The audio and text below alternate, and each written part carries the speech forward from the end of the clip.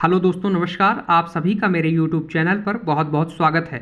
दोस्तों, आज के इस वीडियो में मैं आप सभी लोगों को यूनिट 1 से लेकर के यूनिट 10 तक के कुछ ऐसे महत्वपूर्ण टॉपिक बताऊंगा जिनको अगर आप पढ़ लेंगे तो आपको MPPSC प्री में लगभग 70 to 75 प्रश्न इन टॉपिक से देखने को मिलेंगे और 5 से 10 प्रश्न अगर आप पूरे टॉपिक को अच्छे तरीके से पढ़ लेते हैं तो आपके पास जो इनको पढ़ने के बाद एक्सपीरियंस आएगा उससे आप 5 प्रश्न आप तुक्के से सही कर सकते हैं। इस तरीके से अगर आप जो मैं इस वीडियो में आपको यूनिट 1 से 10 तक के टॉपिक्स बताने वाला हूं उनको अगर आप अच्छे से पढ़ते हैं तो आप 80 नंबर तक या 80 प्रश्नों को MPPSC प्री में सॉल्व कर लेते हैं।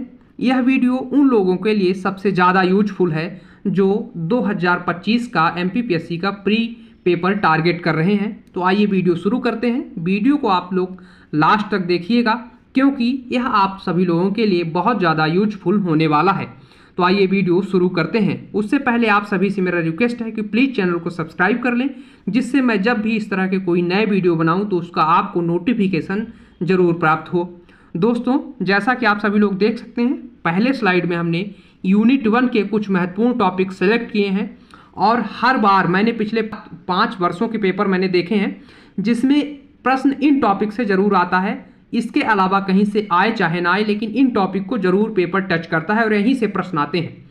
जैसे कि सबसे जो लेंदी टॉपिक है या सबसे लेंदी सब्जेक्ट है, सबसे ज़्यादा बोरिंग सब्जेक्ट है, वो हिस्ट्री है। और बच्चे सोचते हैं कि कोई ऐसा हमें बताने वाला हो जो कि हमें बताए कि कौन कौन से टॉपिक हिस्ट्री में हम पढ़ लें और उनको पढ़कर हम हिस्ट्री के जो क्वेश्चन हैं उनको सॉल्व कर पाएँ। तो हम आपको बताते हैं। सबसे पहले जो हमारा नया टॉपिक जुड़ा हुआ है हिस्ट्री में, प्राचीन हिस्ट्री, प्राचीन इतिहास जो जुड़ा हुआ है उसको हमें अच्छे से पढ़ना है। उसमें हमको कुछ भी स्किप नहीं करना है। हमें जितने भी टॉपिक प्राचीन भारत के नए जुड़े हैं सभी को पढ़ने हैं। स्पेशली हमें उपनिषद अच्छे से पढ़ना है, हमें पुराण अच्छे से पढ़ना है, हमें वेद अच्छे से पढ़ना है और इसके साथ ही साथ हमें जो बुद्ध का भाग उसमें जुड़ा हुआ है और जो तीर्थंकर जुड़े हुए हैं उनको स्पेशली और अच्छे तरीके से पढ़ना है। वहाँ से कोई ना कोई प्रश्न आपको 2025 के प्री में देखने को मिलेगा। इसके बाद प्राचीन इतिहास में हमें मौर्य वंश को अच्छे से पढ़ना है, क्योंकि अगर आप 2024 का प्री का पेपर देखें तो एक प्रशासनिक अधिकारी के बारे में इस बार प्रश्न आया हुआ था। इसी तरीके से आपको मौर्य वंश से कोई ना कोई प्रश्न, कभी अशोक से, कभी चंद्रगुप्त से, कभी इनके प्रशासन से, कभी इस समय लिखी गई कुछ किताबों के बारे में प्रश्न आते ही आते हैं। इसके बाद सबसे इम्पोर्टेंट और मोस्ट इम्पोर्टेंट टॉपिक है प्राचीन भारत में, वो है गुप्त वंश। गुप्त वंश से हर बार प्रश्न आपको देखने को मिलेगा। चाहे आप पिछली बार देखें तो प्रश्न आया था यहाँ पे कि जो चंद्रगुप्त द्वितीय थे उन्होंने सिक्का चलाया था जो चांदी का, उसको प्रश्न आया था। इस बार इन्होंने एक अभिलेख के बारे में प्रश्न पूछा।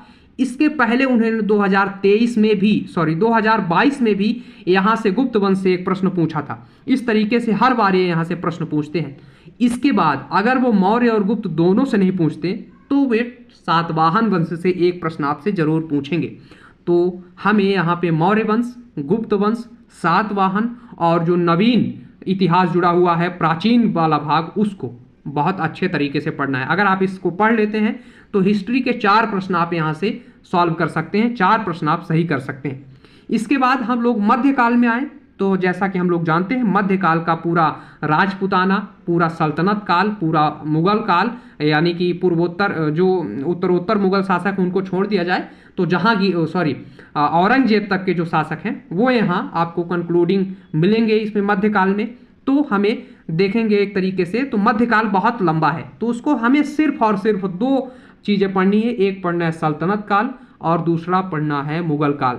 सल्तनत काल में हमें इल्तुतमिश जो बहुत फेमस शासक है और इसके अलावा बलबन, और अगर हम आगे चलें तो हमें अलाउद्दीन खिलजी, और अगर आगे चलें तो मोहम्मद बिन तुगलक, और इसके अलावा मोहम्मद बिन तुगलक के आगे जाएं तो सिकंदर लोदी।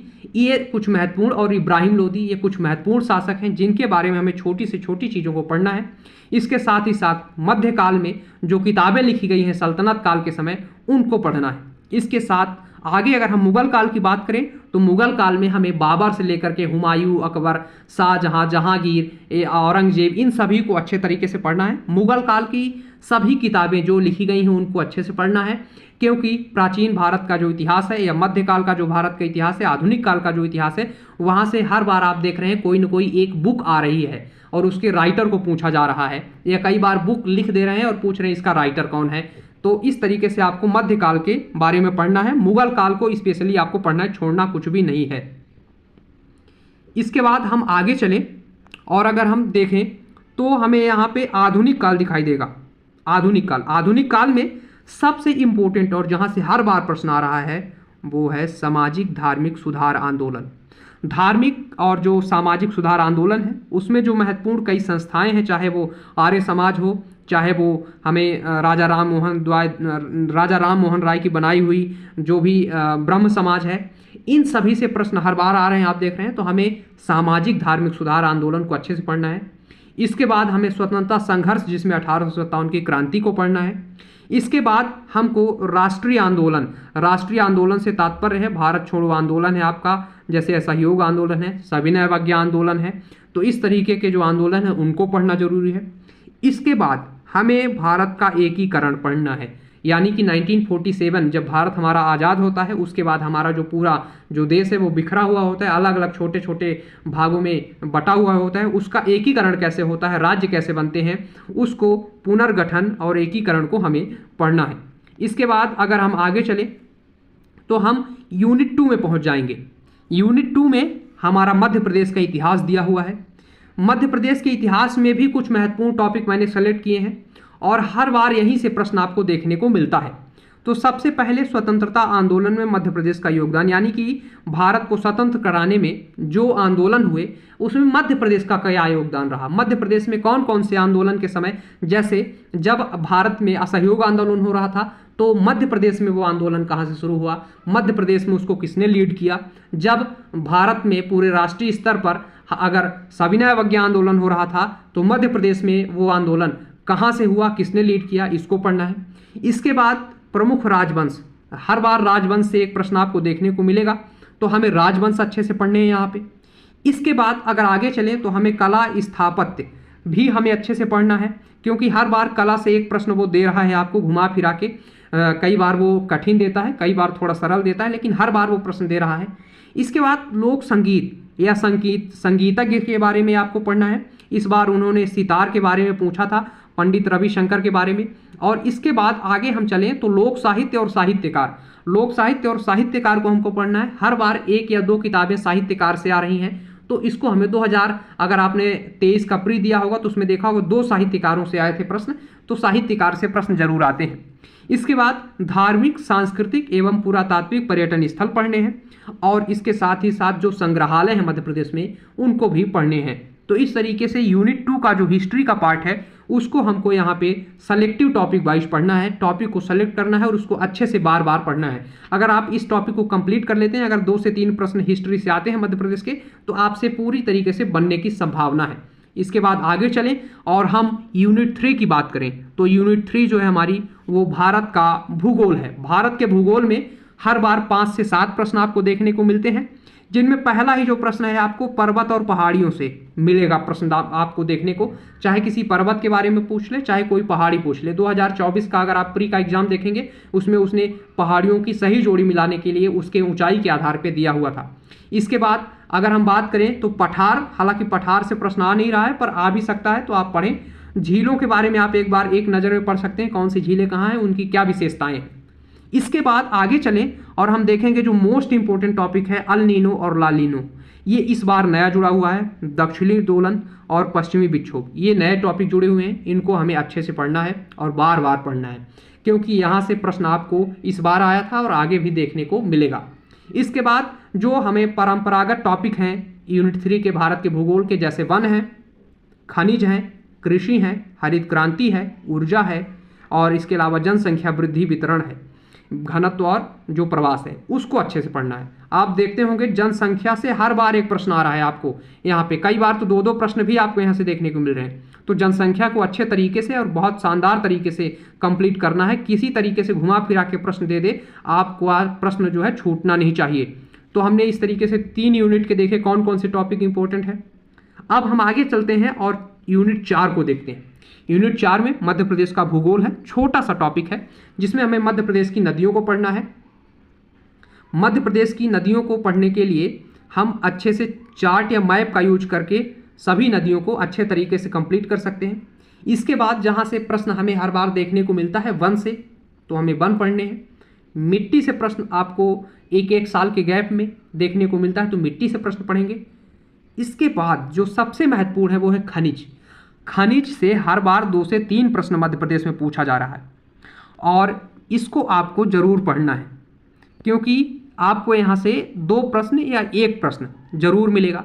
इसके बाद हमें वर्षा के बारे में थोड़ा सा पढ़ना है कि वर्षा सबसे ज़्यादा कहाँ होती है, वर्षा की परिवर्तनीयता क्या है और वर्षा मध्य प्रदेश में कम ज़्यादा क्यों होती है। इन सब के बारे में आपको वर्षा थोड़ी सी टॉपिक को अच्छे से पढ़ लेना है। इसके बाद ऊर्जा को पढ़ना है। ऊर्जा में आपके परंपरागत गैर परंपरागत ऊर्जा को पढ़ना है। हमारे यहाँ जो भी थर्मल पावर प्लांट हैं उनको पढ़ना है। इसके अलावा जो सौर ऊर्जा है या सोलर एनर्जी के क्षेत्र में मध्य प्रदेश में जो काम हो रहा है उसको पढ़ना है, क्योंकि सोलर एनर्जी या जो हमारी इसके अलावा हम कहें कि जो वायु ऊर्जा है, इस पवन ऊर्जा, वहाँ से प्रश्न आने की संभावनाएं हैं, तो ऊर्जा को अच्छे से पढ़ेंगे। इसके बाद हमें उद्योग को अच्छे से पढ़ना है, क्योंकि उद्योग से भी प्रश्न हमको देखने को मिलते हैं। और सबसे मोस्ट इम्पोर्टेंट जो है वो है जनसंख्या। जनसंख्या वेरी मोस्ट इम्पोर्टेंट है। यहाँ से हर बार आपको 1 या 2 प्रश्न देखने को मिलते हैं, तो मध्य प्रदेश की जनसंख्या को भी आप अच्छे से पढ़ के जाएंगे। इसके अलावा एक और टॉपिक हम लोग अच्छे से पढ़ेंगे। उस टॉपिक का नाम है यहाँ पे कृषि। हमने यहाँ पे मेंशन करने के लिए थोड़ा सा भूल गया मुझे, लेकिन आपको पढ़ना है कृषि। कृषि को आपको विशेष तरीके से पढ़ना है और खासकर जब आपका प्री हो रहा है उसके पहले अगर कृषि से रिलेटेड कोई नया डाटा आया हुआ है तो उसको आप जरूर पढ़ें, क्योंकि हर बार प्रश्न वहीं से देखने को, न्यू डाटा से देखने को प्रश्न मिलते हैं। अब आगे चलते हैं और हम लोग देखते हैं यूनिट 5। यूनिट 5 में मध्य प्रदेश एवं भारत की संवैधानिक व्यवस्था दिया हुआ है। छोटा सा टॉपिक है और प्रश्न आपको यहाँ से दोनों मध्य प्रदेश और भारत दोनों की संवैधानिक व्यवस्था से 10 प्रश्न आपको लगभग देखने को मिलते हैं। इसमें अगर हम बात करें कि कौन कौन से टॉपिक हैं, तो यहाँ पे सबसे पहले और हर बार यहाँ से प्रश्न आता है। इस बार बहुत सिंपल प्रश्न आया था, हर बार यहाँ से प्रश्न आता है। इस बार प्रारूप समिति के सदस्य के बारे में उन्होंने पूछ लिया था, क्योंकि संविधान सभा से जो प्रारूप समिति है वो बहुत घनिष्ठ संबंध है इन दोनों का, तो इसलिए यहाँ से प्रश्न पूछा था। संसद आप लोग अच्छे से पढ़ें, क्योंकि संसद से प्रश्न आने की संभावना है। राष्ट्रपति, मंत्रिपरिषद, प्रधानमंत्री को भी अच्छे से पढ़ें, क्योंकि यहाँ से भी प्रश्न आ सकते हैं। इसके अलावा जहाँ से हर बार प्रश्न आता है वो है उच्च और उच्चतम न्यायालय, यहाँ से प्रश्न आएंगे, आप इनको पढ़ें। इसके अलावा डीपीएसपी यानी कि जो नीति निर्देशक तत्व हैं वहाँ से प्रश्न आएंगे, आप इसको अच्छे से कंप्लीट करें। इसके अलावा एफआर यानी कि फंडामेंटल जो राइट्स हैं, मौलिक अधिकार हैं, उसको पढ़ें। इसके अलावा हमारे पास जो कॉन्स्टिट्यूशनल अमेंडमेंट है यानी कि संविधान संशोधन है, उसको अच्छे से पढ़ें, क्योंकि संविधान संशोधन से हर बार कोई ना कोई प्रश्न देखने को जरूर मिलता है एग्जाम में, अच्छे तरीके से पढ़ना है। इसके अलावा मध्य प्रदेश का जो इम्पोर्टेंट टॉपिक है वो राज्यपाल है, मुख्यमंत्री है। इसके अलावा जो हमारे तो सुशासन है, और इसके साथ ही साथ मध्य प्रदेश में अन्य जो उससे संबंधित संवैधानिक संस्थाएं हैं उनको अच्छे से पढ़ लेना है एक बार यूनिट 5 में। इसके बाद हम आगे चलें और यूनिट 6 की बात करें, तो यूनिट 6 में भारत एवं मध्य प्रदेश की अर्थव्यवस्था है। पहले भी अर्थव्यवस्था आती थी, लेकिन इस बार उन्होंने एक यूनिट में डिवाइड कर दिया है, इसलिए वो अब अर्थव्यवस्था से पर्टिकुलर और अच्छे प्रश्न पूछे जाने की संभावना है, इसलिए आप लोग अर्थव्यवस्था को अच्छे से पढ़ेंगे। तो भारतीय अर्थव्यवस्था में मध्य प्रदेश की वर्तमान स्थिति जो है उसको आप लोग अच्छे से पढ़ेंगे। इसके साथ ही साथ सतत विकास लक्ष्य और आत्मनिर्भर मध्य प्रदेश एवं ओडीओपी यानी कि 1 डिस्ट्रिक्ट 1 प्रोडक्ट और आईपीआर जो इंटेलेक्चुअल प्रॉपर्टी है उसकी प्रगति मध्य प्रदेश में कैसी है उसको पढ़ेंगे। इसके अलावा अगर हम भारत की अर्थव्यवस्था की बात करें तो बैंकिंग सेक्टर पढ़ेंगे आप लोग। इसके अलावा आयात निर्यात पढ़ेंगे आप लोग। इसके अलावा शेयर मार्केट पढ़ेंगे आप लोग। इसके साथ ही साथ भारतीय अर्थव्यवस्था में हम लोग जो उद्योग हैं उनको पढ़ेंगे। उन्होंने कृषि वगैरह भी बहुत सारा ऐड किया है, लेकिन हमको उस पर ज़्यादा ध्यान नहीं देना है। हमें बैंकिंग अच्छे से पढ़ लेना है, हमें मध्य प्रदेश इसके भारत के आयात निर्यात विदेश व्यापार जो है उसको अच्छे से पढ़ लेना है। और जो उसमें आपके 3-4 संगठन दिए हुए हैं जैसे सार्क है, आपको उसके अच्छे से पढ़ना है, G20 को अच्छे से पढ़ लेना है। तो इनको अच्छे से पढ़ के आप यूनिट 6 के लिए अच्छे से तैयार कर सकते हैं इन टॉपिक को पढ़कर। आगे चलते हैं और हम लोग यूनिट 7 की बात करते हैं।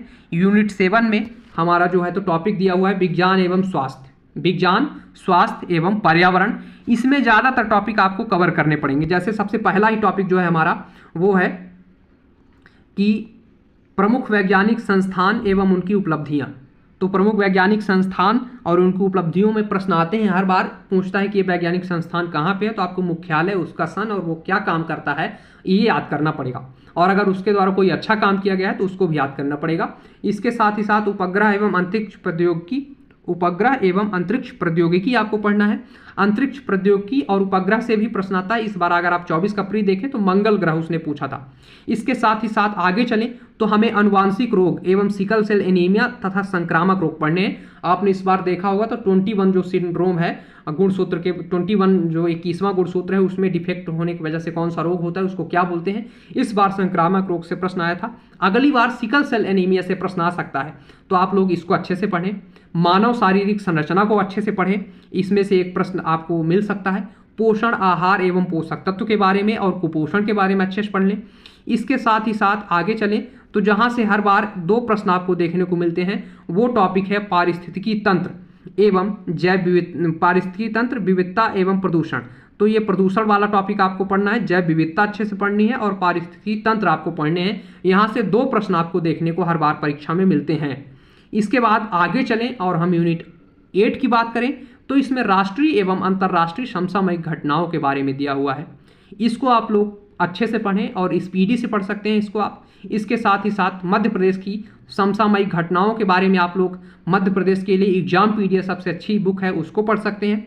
इसके संबंध में मैंने एक वीडियो आपको बनाया रखा हुआ है हमारे यूट्यूब चैनल पे, आप चाहें तो उसको जाके देख सकते हैं। मैं जो लिंक है उसकी डिस्क्रिप्शन में डाल दूंगा, आप वहां से उस वीडियो को देखें। और मैंने उस पर बताया है कि आप किस यूनिट को किस बुक से पढ़ें। इसके बाद हम आगे चलें और यूनिट 9 की बात करें तो यूनिट 9 में हमारा सूचना एवं संचार प्रौद्योगिकी वाला भाग है। इसमें सबसे पहला जो टॉपिक है वो है कंप्यूटर का आधारभूत ज्ञान। तो कंप्यूटर के आधारभूत ज्ञान यानी कि जो बेसिक है कंप्यूटर का वो आपको अच्छे से पढ़ना है। इसके साथ ही साथ सूचना एवं संचार प्रौद्योगिकी का जो उसमें चैप्टर है उसको अच्छे से पढ़ लेना है। रोबोटिक जहाँ से हर बार प्रश्न देखने को मिलता है उसको पढ़ना है। आर्टिफिशियल इंटेलिजेंस यहाँ से भी हर बार प्रश्न देखने को मिलता है, इसको पढ़ना है। साइबर सिक्योरिटी को नहीं छोड़ना है, यहाँ से प्रश्न पढ़ना है आपको, इसको अच्छे से करना है। इसके साथ ही साथ इंटरनेट एवं सोशल नेटवर्किंग जो प्लेटफॉर्म है हमारे उनको अच्छे से पढ़ लेना है। इस बार आपने देखा होगा लिंक्डइन के बारे में प्रश्न आया था। और अगर आर्टिफिशियल इंटेलिजेंस के बारे में बात करें तो जो ट्यूरिंग टेस्ट है उससे रिलेटेड यहाँ पे प्रश्न आया था। इसके बाद इंटरनेट एवं सोशल नेटवर्किंग साइट से भी मैंने बताया, इंटरनेट से एक प्रश्न आया था, वो एक सर्च इंजन जो पूछा था तो उसके बारे में। ई गवर्नेंस आप पढ़ के जाएं, ई गवर्नेंस के बारे में भी एक प्रश्न हर बार देखने को मिलता है। यानी कि यूनिट 9 जो है वो हर बार 10 प्रश्न देती है और जो इसके 10 टॉपिक हैं इंपॉर्टेंट, हर एक टॉपिक से एक प्रश्न उठा के आपको 10 प्रश्न यहाँ से देखने को मिलते हैं। कई बार इसके प्रश्न टफ और कई बार इसके प्रश्न थोड़ा सा सिंपल भी होते हैं। तो यूनिट 9 को हमें अच्छे से पढ़ना है। अब हम लोग आगे चलते हैं और यूनिट 10 की बात करते हैं। अगर हम यूनिट 10 की बात करें तो यह सबसे महत्वपूर्ण यूनिट है और यह इस बार यानी कि 2024 से सिलेबस में जुड़ा है और इससे 10 प्रश्न आपको देखने को मिलेंगे। इसमें से कुछ ऐसे टॉपिक हैं जहां से आपको 3 से 4 प्रश्न देखने को मिलेंगे, तो हमें उन टॉपिक पे ज़्यादा ध्यान देना है और उन्हें अच्छे से पढ़ना है। तो आइए देखते हैं कौन कौन से हैं। तो सबसे पहले है मध्य प्रदेश की प्रमुख जनजाति। प्रमुख जनजाति में आपको सबसे पहले आपको गोंड पढ़ना है, आपको बैगा पढ़ना है, आपको भील पढ़ना है, आपको कोल पढ़ना है, आपको सहरिया पढ़ना है, भारिया पढ़ना है, कोरकू पढ़ना है। और इसके अलावा जो छोटी छोटी जनजातियां हैं अलग अलग क्षेत्रों में पाई जाती हैं उनको पढ़ना है। हमें छोटी जनजातियों को मिस नहीं करना है और सबसे ज़्यादा उनकी क्या पढ़ने हैं हमें कि वो किस क्षेत्र में पाई जाती हैं, तो हमें इन पे ध्यान देना है जनजातियों पे। और उनसे संबंधित जो भी महत्वपूर्ण तथ्य हैं उनको भी पढ़ना है, जैसे उनका विवाह, उनके देवता, उनके रीति रिवाज, उनके पहनावे, उनके खान पान, इन सबको हमें अच्छे से पढ़ना है। इसके बाद हमको जनजातियों के स्वतंत्रता आंदोलन, जो जनजाति व्यक्ति हैं उनके स्वतंत्रता आंदोलन में योगदान को, यानी कि अगर हम जैसे बिरसा मुंडा की बात करें, हम बात करें टांटिया भील की, हम बात करें जो कि हमारे यहाँ से छिंदवाड़ा के क्षेत्र से जो लोगों ने इसमें भाग लिया आंदोलन में, उनकी बात करें। इसके अलावा हम जनजाति व्यक्तित्व की बात करें जो भले ही स्वतंत्रता आंदोलन न रहे हों, लेकिन उन्होंने किसी न किसी तरीके से मध्य प्रदेश के राजनीति में, या हम कहें कि मध्य प्रदेश के विकास में योगदान दिया है। ऐसे जनजाति व्यक्तित्वों को पढ़ना है, वो पॉलिटिक्स में भी हो सकते हैं। इसके अलावा हमें जनजातियों से संबंधित संग्रहालय पढ़ने हैं, जैसे बादल भोई संग्रहालय है। इसके अलावा जो मध्य प्रदेश का जनजाति संग्रहालय है, इसके साथ ही साथ आगे अगर हम बात करें तो हमें प्रमुख साहित्यिक संस्थान पढ़ने हैं जनजातियों से संबंधित, और उनके प्रकाशन पढ़ने हैं। जैसे इस बार बान्या प्रकाशन आया था, तो हमें इन पर भी ध्यान देने की आवश्यकता है। तो हम इस तरीके से सिर्फ 5 से 6 टॉपिक को पढ़ करके 7 से 8 प्रश्न, हम 2-3 प्रश्न की तो गारंटी कोई नहीं ले सकता, वो टफ प्रश्न आएंगे, लेकिन 7 से 8 प्रश्न आपको यूनिट 10 को सिर्फ इन टॉपिक को पढ़कर, जिनको हमने इस स्लाइड में रखा है, उनको पढ़ के आप ला सकते हैं। तो इस तरीके से आप यूनिट 1 से 10 तक एक एक यूनिट के जितने टॉपिक्स मैंने बताए हैं, अगर आप सबको पढ़ लेते हैं तो आप 75 प्रश्न आप सिर्फ इन टॉपिक से कवर करेंगे जो हमने आपको यहाँ पे बताया है। और यह सिर्फ और सिर्फ आपका 70% से भी कम, यानी 60% सिलेबस है जो हमने यहाँ पे डिस्कस किया है। इस 60% सिलेबस में आप 75 प्रश्न बना सकते हैं, और सिर्फ इन्हीं को बार बार आप पढ़ते जाइए, आपका नंबर अच्छा आएगा, भरोसा करिए। तो अब मैं आशा करता हूं कि मैंने आपको जो भी इसमें बताया होगा टॉपिक को आपको समझ में आए होंगे, और आप समझ गए होंगे कि आपको किस दिशा में और किन किन टॉपिक को पढ़ के MPPSC प्री 2025 के लिए प्रिपरेशन करना है। तो मैं इसी के साथ इस वीडियो कहीं पे समाप्त करता हूं। अगला वीडियो जब भी मैं लेकर आऊँगा तो वो हमारा वीडियो होगा कि आखिर हम इन टॉपिक को पढ़ें, लेकिन हमें इसका ऑब्जेक्टिव प्रैक्टिस कैसे करना है, इन टॉपिक को हमें पढ़ना कैसे है, ये मैं आपको अगले वीडियो में बताऊंगा। तब तक के लिए धन्यवाद।